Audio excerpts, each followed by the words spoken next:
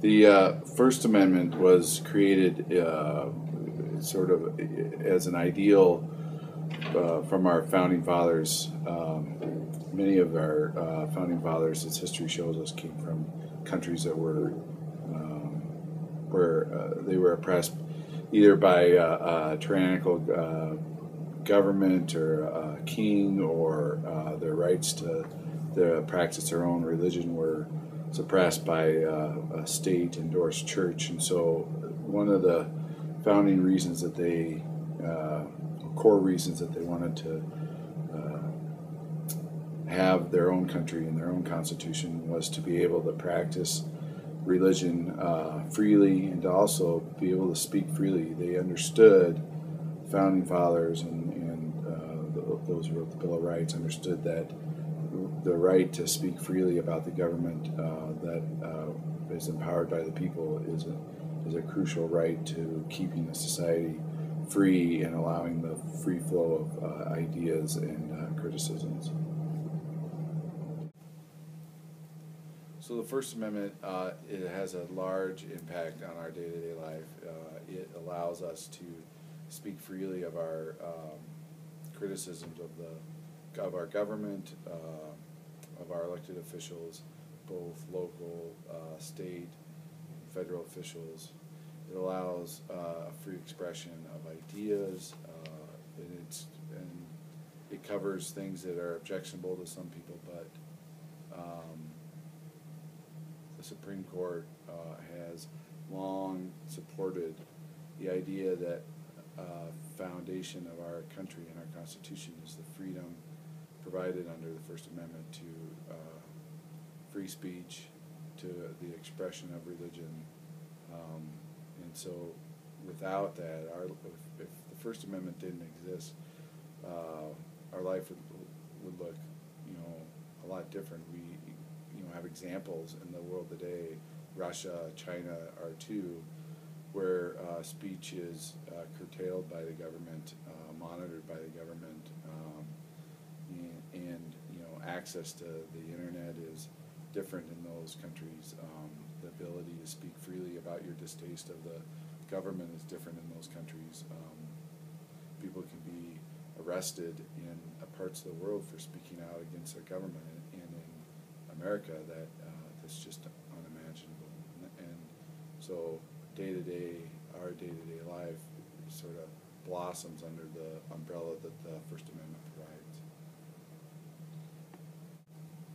So if the First Amendment was never created, I think two things you would see two things. You would see, one, you would probably see state-run media, which would mean that similar to China, you'd have media outlets that would be sort of controlled and financed and then censored by the state. I think that would be a likely scenario. I also think that you would see a state-sanctioned religion.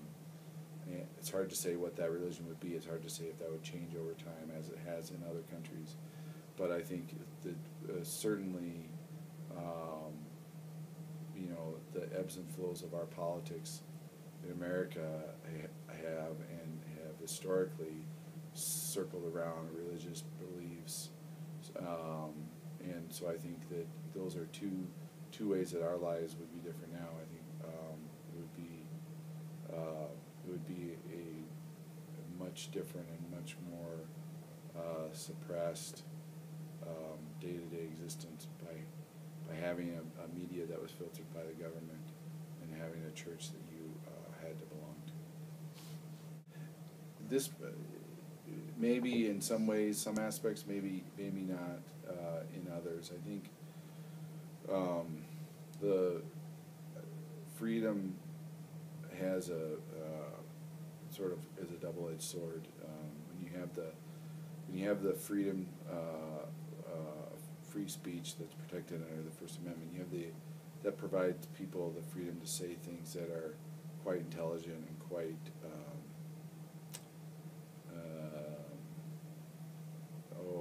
community building. And it also protects freedom of people to say things that are really objectionable. And so, I think people understand that, but I also think that that's part of the First Amendment that sort of gets overlooked from time to time. I also think that on the religious, the First Amendment covers the freedom of speech and the freedom of religion are the two main things that it covers. And the freedom of religion, it also gives people the opportunity in this country to practice religion that people here isn't common or isn't understood, or maybe people are fearful of it. In post 9/11, the Muslim religion has been subject to a lot of discrimination and attacks in this country, not legally, but illegally in many cases. And but our First Amendment protects everyone's right to practice whatever religion or not practice a religion. And I think that's sort of understood, but I think the implementation of the First Amendment gets messy when you come to the realization that it protects people that you don't agree with, or that you might not just disagree with, but that you might hate, and that's where it gets tricky, where the Supreme Court has entered in on many occasions to support the right to free speech, the right to freedom of religion, and God willing, they'll continue to do so, because it keeps it's the bedrock of our Bill of Rights and our Constitution. So people should care about the First Amendment, because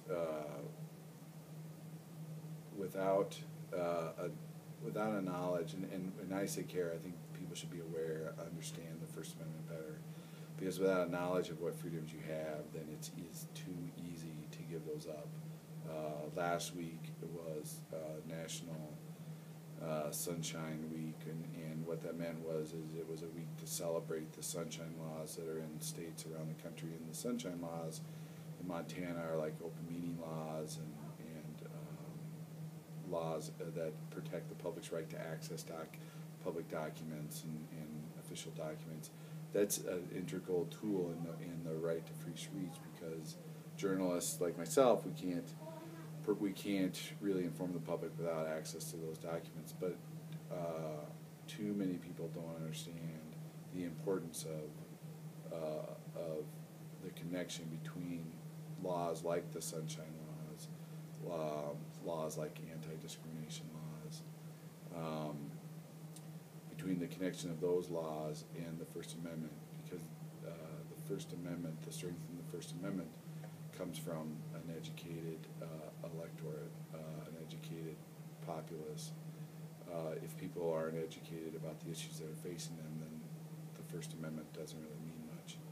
So the connection between people should care, because the connection between the First Amendment and the freedom to learn, from the written media or from social media or TV or television, those freedoms are linked closely together. So for journalists to be able to do their job, they need to be able to have access to documents, access to